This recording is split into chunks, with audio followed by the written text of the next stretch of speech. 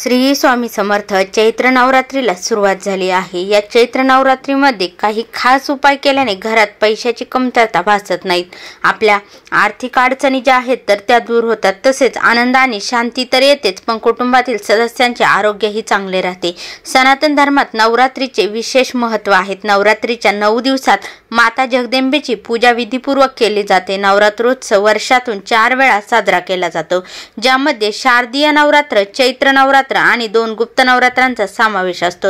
यावर्षी चैत्र नवरात्र ही 30 मार्च पासून सुरू झालेले आहेत। नवरात्रीच्या काळात ज्योतिषशास्त्रात काही उपाय सांगितलेले आहेत। ते उपाय आपण जर केले, कुटुंबात सुख, शांती आणि समृद्धी राहते। चैत्र नवरात्रीच्या वेळी तुम्ही नियमितपणे देवीची पूजा आणि व्रत केल्यामुळे आपल्या आयुष्यातील सर्व समस्या ज्या आहेत तर त्या दूर होण्यास मदत होते। त्यासोबतच घरामध्ये सकारात्मकता देखील वाढते। जर तुमच्या घरातील व्यक्तींमध्ये मतभेद होत असतील, सतत भांडणे होत असतील, मग ती भांडणे नवरा बायकोची असो किंवा आई मुलांची असो, जर आपण चैत्र नवरात्रीमध्ये देवीची पूजा केल्यास आपल्या घरातील जे मतभेद होत आहेत, जे भांडणे होत आहेत तर ते दूर होतील आणि देवीची ऊर्जा, आशीर्वाद आपल्यावरती, आपल्या घरावरती कायम राहील। आपल्या घरातील सदस्यांना देवीचा आशीर्वाद मिळेल। नवरात्रीत देवीला प्रसन्न करण्यासाठी विशेष उपाय केले जातात, तर ते कोणते उपाय आहेत तेच आज आपण या व्हिडिओमध्ये जाणून घेणार आहोत। त्या अगोदर तुम्ही चॅनलवरती नवीन असाल तर चॅनलला सबस्क्राइब करा, व्हिडिओला लाईक करा आणि कमेंटमध्ये श्री स्वामी समर्थ अवश्य लिहा, जय माता लक्ष्मी अवश्य लिहा। चला तर मग व्हिडिओला सुरुवात करूया।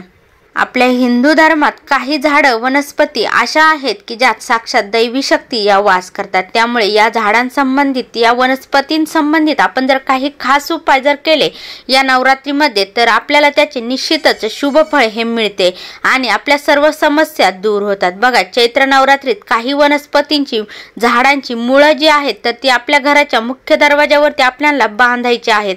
ती बांधणे शुभ मानले जाते। यामुळे आपल्या घरात सकारात्मक ऊर्जा येते आणि संपत्ती देखील वाढते। बघा, तुम्हाला या 4ही झाडांची मुळं एकाच दिवशी जर भेटली तर ती तुम्ही एक सोबत घरी घेऊन यायची आहेत आणि त्या मुळांची आपल्याला पूजा करायची आहे, त्या झाडांची, आणि ती जी मुळं आहेत तर ती एकत्र बांधून आपल्या घराच्या मुख्य दरवाजावरती आपल्याला लटकवायची आहेत। तर बघा, जर तुम्हाला ही जी झाडांची मुळं आहेत तर ती तुम्हाला एका दिवशी जर नाही मिळाली या 4ही झाडांची मुळं, तर तुम्ही नवरात्रीच्या अगोदरच ही जी झाडांची मुळं आहेत तर ती घेऊन यायची आहेत आणि आपल्या दरवाजावरती, मुख्य दरवाजावरती ती लावायची आहेत किंवा ती बांधून ठेवायची आहेत तिथे। यातील पहिलं झाड म्हणजे आपल्या सनातन धर्मात तुळशीला पवित्र मानले जाते। आपण आपल्या घरात तुळशीचे रोप ठेवून त्याची नियमित पूजा केल्याने आपल्याला शुभ फळ हे मिळत असते। घरात दरवाजावरती तुळशीचे मुळं बांधल्याने देवी लक्ष्मीचा आशीर्वाद राहतो आणि आपल्या घरातील जी नकारात्मक ऊर्जा आहे तर ती देखील दूर होते।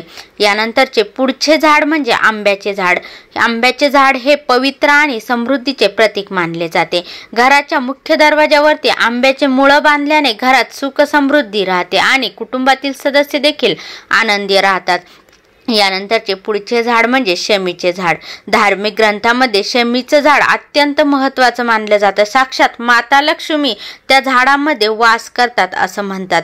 नवरात्रीत शमीच्या झाडांची मुळं जी आहेत तर त्यांची पूजा केल्याने, ती झाडांची मुळं जर आपण आपल्या दारावरती बांधली तर मानसिक शांती मिळते आणि घरात कोणत्याही प्रकारच्या समस्या या उद्भवत नाहीत। यानंतरचं पुढचं झाड म्हणजे पिंपळाचे झाड।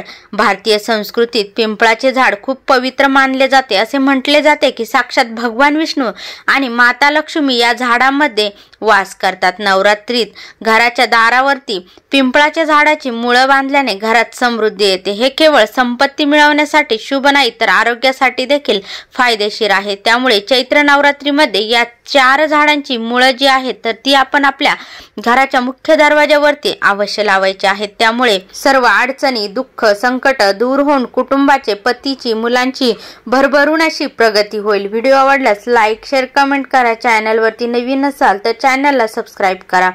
श्री स्वामी समर्थ। जय जय स्वामी समर्थ।